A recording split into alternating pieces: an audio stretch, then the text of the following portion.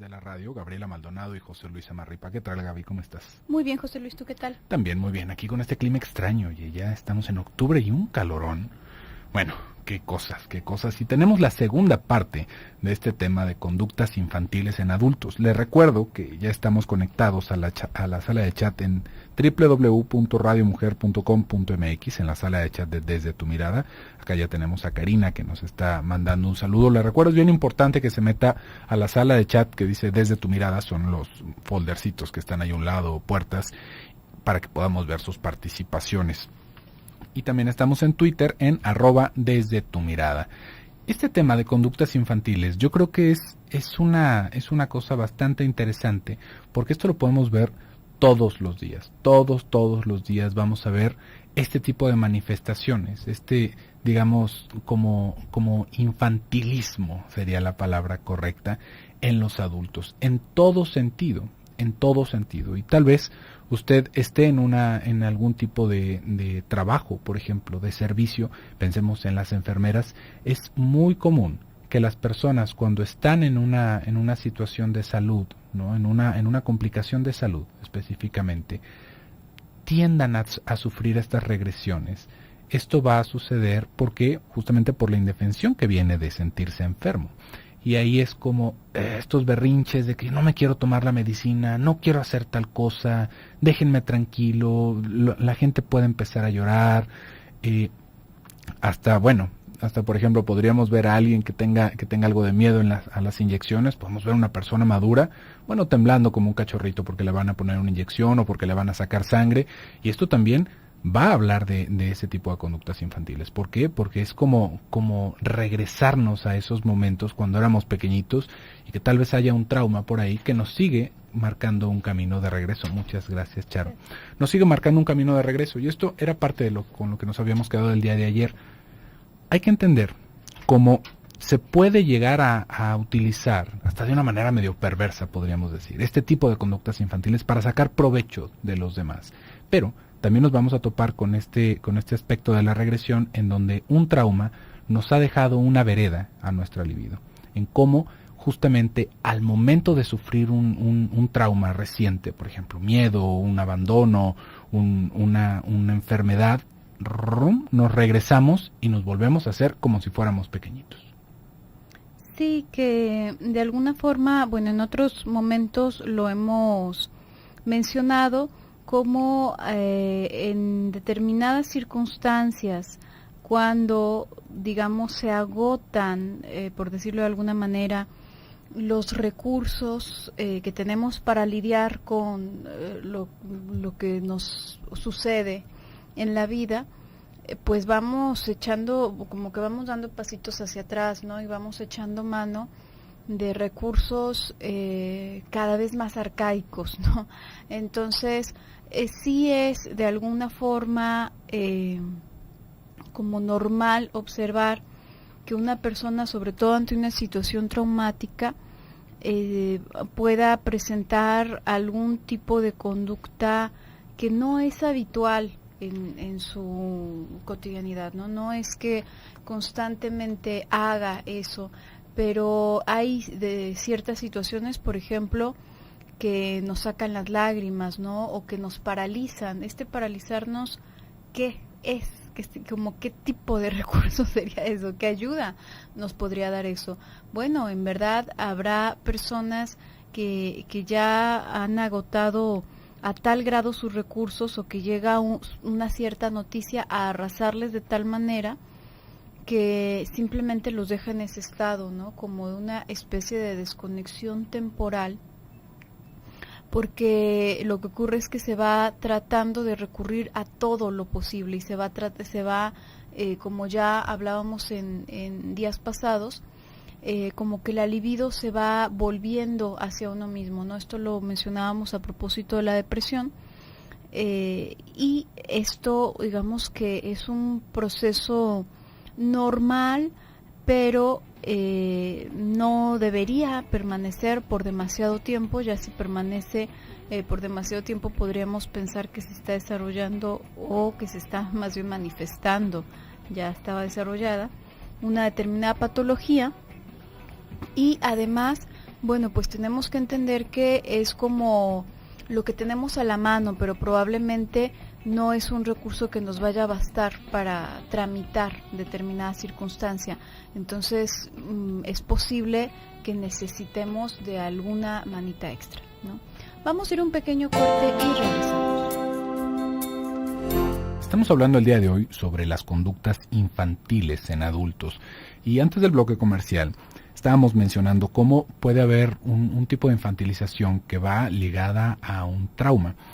Este trauma puede ser desde la pérdida de un ser querido, un choque, ¿no? Que yo creo que esto es una cosa muy, muy común, que de repente vemos que alguien choca o tiene un percance y están muy confundidos. Hay personas que realmente no pueden salir adelante de ese momento, aunque no hayan sufrido pues realmente mayor daño, porque por toda la angustia que se siente en el momento. No atan para hablar a su seguro, para bajarse de su carro, se quedan asustadísimos y bueno, de repente es hasta una cosa bastante impactante ver a una persona adulta o a un hombre adulto asustado como un niño, ¿no? Asustado como un niño buscando ayuda en los demás, pero es una cosa que va a suceder muy comúnmente, como se lo estaba platicando al inicio del programa. Hay que entender que uno no hace las cosas, como decía ahí José José, ¿no? Uno no es lo que quiere, sino lo que puede ser. Porque si no nos vamos castigando cuando vemos que vamos sufriendo este tipo de rasgos en nuestra personalidad. No es que ¿por qué diario que tengo un problema tiene que llegar alguien a sacarme de ese problema? Ay, es que soy un tonto, soy un chamaco, ¿cómo es posible que no me puedo sostener yo solo? Hay que acordarse que no es, como le digo, porque queramos hacerlo, sino que realmente esa es la alternativa que se acaba teniendo más a la mano. Ahí, digamos que la única salida perversa de esto, que también ya lo habíamos mencionado, es cuando lo hacemos por manipular, pero cuando conscientemente lo hacemos por manipular, o cuando ya sabemos que nos suceden ese tipo de cosas y no hacemos nada al respecto. Cuando sabemos, bueno, es que esto a final de cuentas me trae un buen resultado, ¿no? Si empiezo a hablar chiquiadito, si empiezo a acercarme como si no supiera nada de lo que está pasando, me ha resultado muy bien. Ahí ya tenemos un rasgo más hacia lo perverso, ¿no? No tanto algo que va surgiendo de un trauma o como una sola alternativa, pero fuera de eso, podríamos ver que si esto nos pasa a nosotros, no es para intentarnos castigar y pensar que el castigo o el estarnos digamos como cayendo encima con malas palabras, con regaños desde nosotros mismos, nos va a ayudar de nada, porque es más, hasta esos regaños siguen siendo una parte infantil, ¿sí ve? Porque como nos comportamos como un niño, entonces otra parte también de nuestra personalidad, que ya vendría a ser nuestro super yo, nos empieza a castigar y nos empieza a decir que somos unos inútiles. Y ahí también se está obteniendo ese plus de placer de ser ese niño castigado, lastimado, que está siendo arremetido por la autoridad cuando somos nosotros mismos. Si se fija, es algo en lo que nos estamos encerrando nosotros mismos y tendríamos que buscar una salida distinta. Sí, sería lo más constructivo, ¿no? Y aquí, ¿qué es lo que ocurre? Lo que ocurre es que, no es que exista como un tratado universal de lo que deberíamos ser las personas, ¿no? En verdad, bueno, pues cada quien va a tener ciertos rasgos, sus rasgos se van a cargar más hacia un lado o hacia otro en un gran abanico, ¿no?, de posibilidades, y eso es lo que va constituyendo la personalidad de cada uno.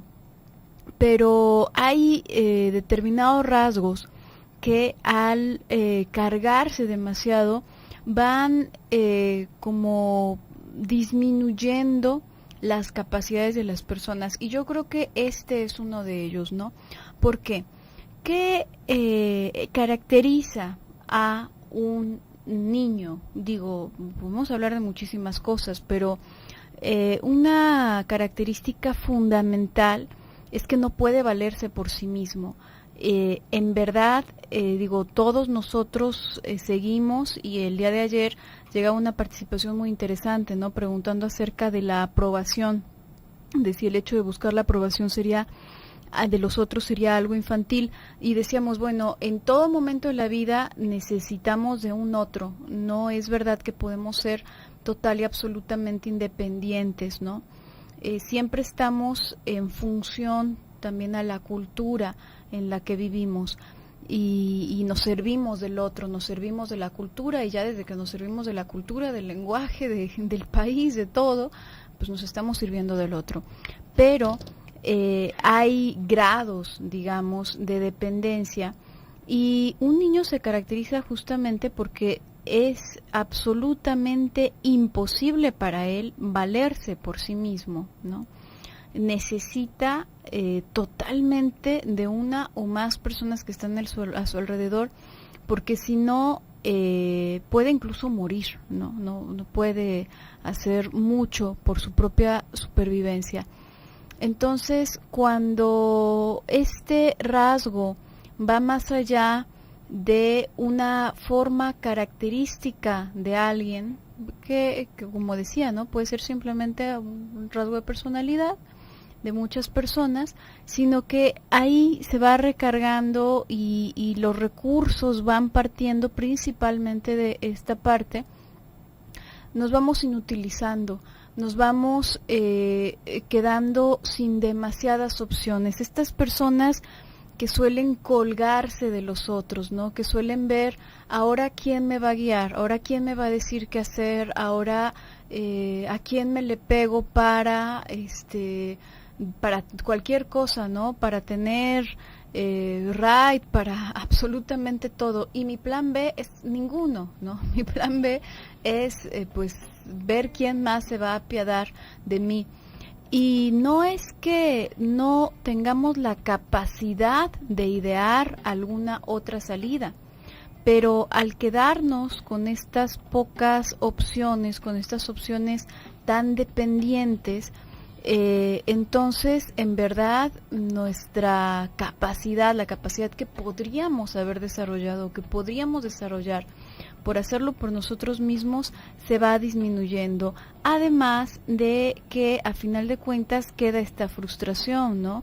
Esta persona siempre está como sometida a alguien más. Vamos a hacer un pequeño corte y regresamos.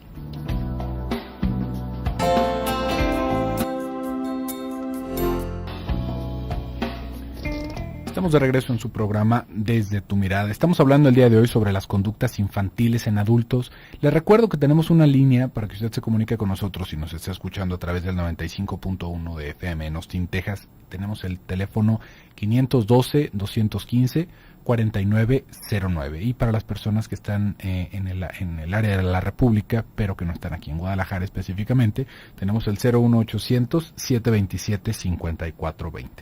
Estamos hablando, como le digo, de las conductas infantiles en adultos, y antes del bloque comercial le estaba comentando un poquito sobre cómo un trauma puede llevarnos en una microregresión, podríamos verlo de esa manera, a una conducta infantil.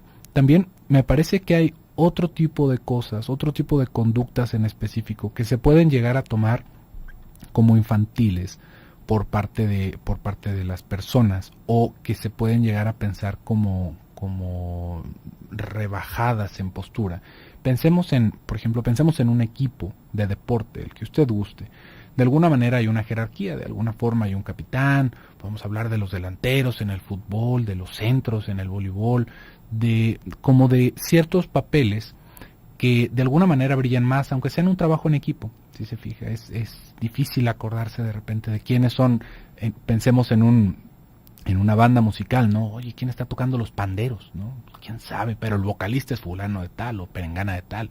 El guitarrista es tal, pero ¿cómo se llama el baterista? ¿No? Es como, de alguna manera, aunque sea un grupo y sea un trabajo en equipo lo que se está haciendo, hay personas que acaban tomando un papel más como de liderazgo o como de caudillos en ese tipo de organizaciones, y esto puede llegar a hacer sentir que los otros están en un segundo papel, como si fueran personajes secundarios, lo cual no es ni cercanamente así.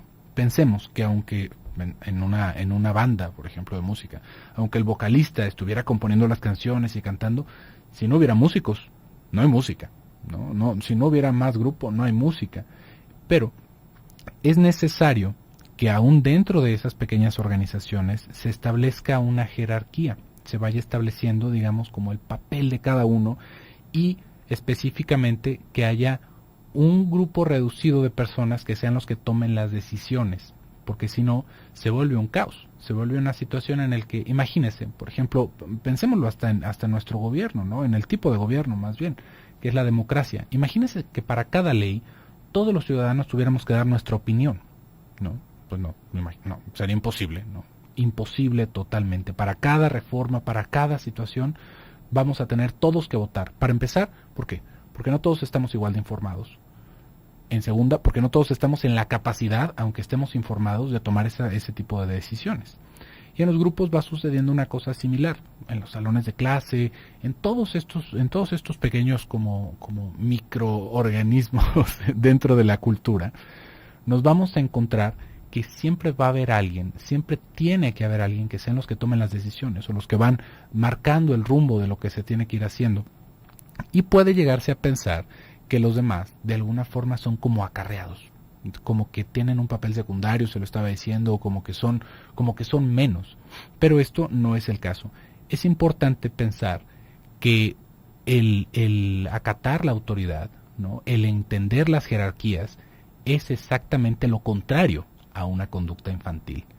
Podríamos pensar que alguien que, por ejemplo, dentro de su empresa siempre da su opinión y siempre quiere hacer el cambio y siempre quiere hacer todas estas cosas a su manera, sería una persona muy adulta y muy respetada, porque bueno, él no deja que pase nada sin que no se le pregunte. Pero si nos damos cuenta, ahí justamente esa es la conducta infantil. ¿Por qué? Porque es esa rebelión adolescentil que ya no va en ese tipo de organizaciones. No quiere decir que no podamos dar nuestra opinión, pero cuando realmente el papel se va reduciendo a que siempre estamos de renegados, eso es justamente una conducta infantil. Eso es una conducta de adolescente, una persona que no puede entender las jerarquías, una persona que no puede recibir órdenes, ¿no? Es una persona que no ha podido tener esa transición. ¿Por qué? Porque todo se acaba viviendo como si fuera una afrenta hacia mi libertad. No, es que si yo tomo una orden, si yo le hago caso a fulano, pues va a ser como si él fuera más inteligente que yo, como si él pudiera más que yo. Claro que no, porque yo lo puedo todo. Y bueno, pues ahí está el camino de los emprendedores o de los desempleados, ¿no? También de alguna manera. Y hay personas que lo pueden llevar adelante. Pero si se fijan, vamos pensando o vamos idealizando ese tipo de comportamientos, cuando realmente en un equipo, sea una empresa, sea un grupo musical o un equipo deportivo, que existan estas jerarquías y que los demás también puedan acatar órdenes en el momento necesario de acatar órdenes para que se lleve una armonía, es lo que le da la fuerza al grupo. Y no es que el líder o el que está encargado de tomar esas decisiones sea la fuerza del grupo, sino que él está de representante de esa fuerza. Él es el que en ese momento va llevando la palabra y todos los demás de alguna manera lo pusieron en ese lugar. Como la punta de la flecha, ¿no? Que al final de cuentas no sería flecha si solo fuese una punta. Y es que la cuestión aquí de la parte infantil también está muy relacionada con la dependencia, y bueno, no son excluyentes, ¿no? La dependencia que hablaba hace un momentito y la capacidad de tolerar la frustración. Otra característica fundamental de un niño, no puede tolerar la frustración, no sabe qué es bueno para él y qué no, simplemente quiere, porque sí, sin ningún fundamento que lo avale, salvo el mismo deseo, ¿no? En sí.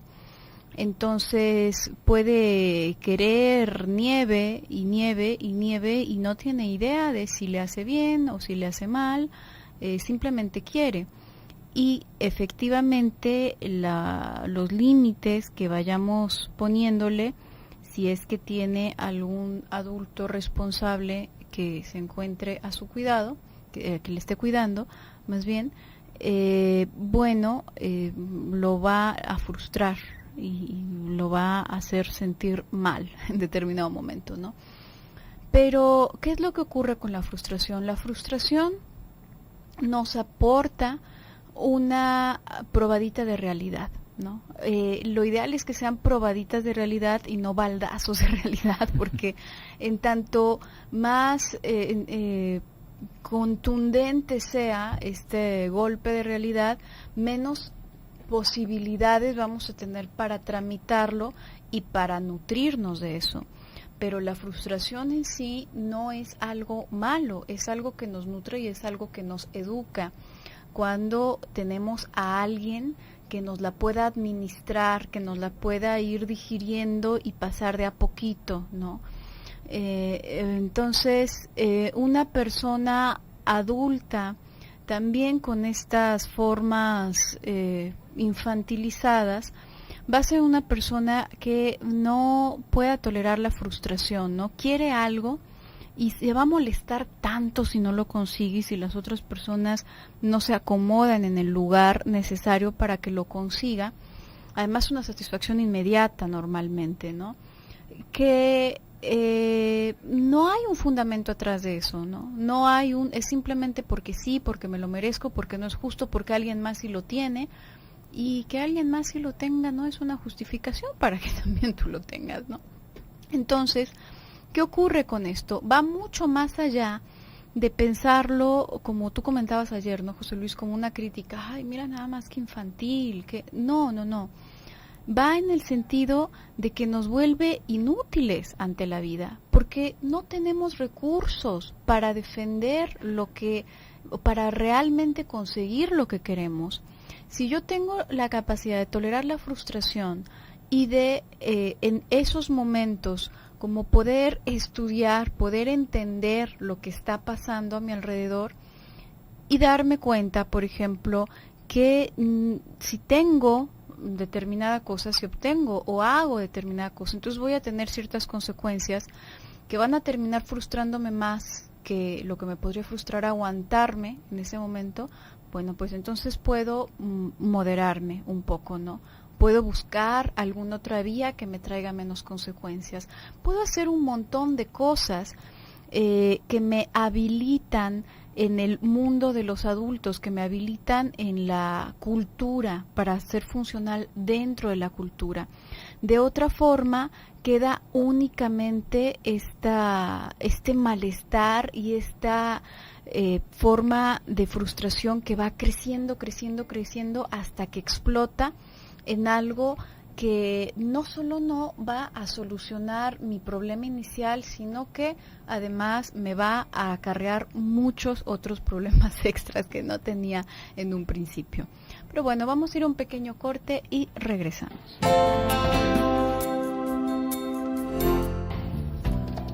Estamos de regreso en su programa Desde tu Mirada y ya estamos en el último bloque del programa del día de hoy. El día de mañana vamos a hablar sobre la maduración prematura. Fíjese, justamente en estos 2 días que hemos estado hablando sobre las conductas infantiles en adultos, también vamos a ver cuál es la contraparte de todo esto que puede llegar a suceder por estar expuestos a un clima familiar en específico o a veces hasta en los adultos que de alguna manera van haciéndose viejos. Antes, esto seguramente es algo que usted ha visto y bueno, eso va a ser el tema del día de mañana por hoy. Ya estamos en el último bloque de este tema. Tendríamos que pensar justamente qué es lo que tendríamos que hacer si vemos este tipo de conductas en nosotros, ¿no? Es una cosa bastante importante, no nada más localizar este tipo de cosas, escucharlo en la radio o en algún libro y decir, eso me pasa a mí, porque si no, de alguna forma se puede llegar a generar un sentido de identidad con este tipo de cosas. Y esto hasta lo podríamos ver en ciertas personas, como justamente el actuar de esta manera, como si fueran niños o como si fueran niñas, ¿no? Aunque ya sean adultos de 30 años, 40 años, se va haciendo parte de su personalidad y específicamente de la identidad que le van proyectando hacia los demás, ¿no? Este hombre que se caracteriza por ser muy travieso con los demás. Ay, es que a este compañero de la oficina, ¿cómo le gusta hacer bromitas? ¿Cómo le gusta escondernos las engrapadoras? ¿Cómo le gusta escondernos el lonche? Hágame el favor, ¿no? Hay que actuar también de nuestra edad. Y por eso es que tendremos que ver qué hacer con este tipo de cosas. Hay que entender que, así como lo habíamos dicho en el programa anterior, nosotros vamos obteniendo una gratificación de este tipo de conductas y eso es lo que nos puede llegar a empantanar en esa repetición. Si bien estamos hablando de que también se puede llegar a manifestar esto cuando sufrimos un trauma, eso pues realmente tendría que ver más con, digamos, con nuestra estructura más nuclear, ¿no? Si esa fue la única alternativa que tuvimos, pues bueno, tal vez tendríamos que trabajar un poquito más en esta parte. podríamos pensarlo en algún tipo de tratamiento, si es algo que nos está generando una situación de peligro, y que créanme que nos va a generar una situación de peligro tarde o temprano, ¿no? En algún momento en el que tengamos que reaccionar. Es increíble la cantidad de accidentes automovilísticos que se dan justamente por esto. ¿Por qué? Porque en el momento en el que vemos el peligro es realmente impactante saber la cantidad de personas que sueltan el volante, ¿no? Viene un carro y suéltale el volante y se tapan los ojos, ¿no? Porque es que iba a chocar. Pues sí, pero tal vez pudiste haber hecho un lado. No, pero es que me asusté. ¿Cómo que te asustaste, no? Si está en peligro tu vida, por supuesto que eso te puede llegar a poner todavía más en peligro, porque no se tiene la fuerza yoica, ¿no? Por decirlo de alguna manera, para poder tomar el toro por los cuernos en ese momento. Y esto no nada más en los accidentes, ¿no? Sino que también vamos a ver cómo nos podemos colocar en situaciones de peligro y nos infantilizamos, y eso nos puede llegar a poner en todavía más peligro. Pensaba en este caso que hablamos hace algún tiempo, Gaby, de qué es lo que sucede con las personas cuando se estrella un avión, ¿no? Uh-huh. Es increíble cómo hasta se han hecho de estas teorías medio cotorras, ¿no? Que de repente se van dando a la tarea de hacer psicólogos con un aspecto más conductual en sus estudios, de ponerle un nombre a este tipo de síndromes, ¿no? O de fenómenos, en donde es increíble. Si uno sobrevive el choque de un avión, imagínese que aterriza mal el avión, ¡pras! Y nosotros estamos ahí en medio, el 80% de las posibilidades de que sobrevivamos es si nos levantamos rápido hacia la puerta de salida. Pero lo que hace la mayoría de las personas en ese mismo momento de regresión, es decir, alguien va a venir a ayudarnos, alguien nos va a rescatar. Y ahí es en donde muere la mayor parte de las personas, porque empieza a llenarse de humo el avión, nos empezamos a ahogar y ahora sí ya no podemos hacer nada. En el momento en el que cae es correr hacia la puerta con calma, pero con bastante premura, y salir por donde podamos salir. Pero esta idea de que alguien me va a venir a ayudar, una vez más, nos va colocando en ese lugar infantil, de decir, bueno, es que de alguna manera alguien me va a ayudar. Ya, pues ya se cayó el avión, ahorita las aeromosas nos dicen, y las aeromosas a veces hacen un trabajo heroico queriendo cargar a los pasajeros, pero también en ese momento entra nuestro instinto de supervivencia, y ahí sí, sálvese el que pueda, ¿no? De ahí es ese gritito, sálvese el que pueda, porque quien no pueda, lo alcanzó la selección natural, tristemente, ¿no?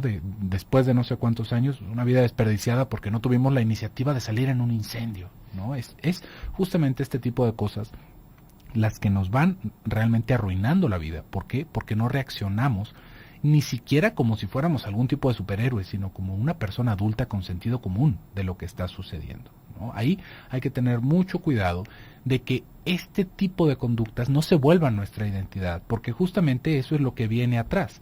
Si yo soy el traviesito y el que hace las bromas y el que hace, es justamente no porque atrás de eso haya un hombre o una mujer fuerte, madura, responsable, no, sino porque hemos encontrado que hacerlo como si fuera una gracia nos va generando un clima en el que nos sentimos más tranquilos posiblemente. Pero esa tranquilidad es totalmente una fantasía.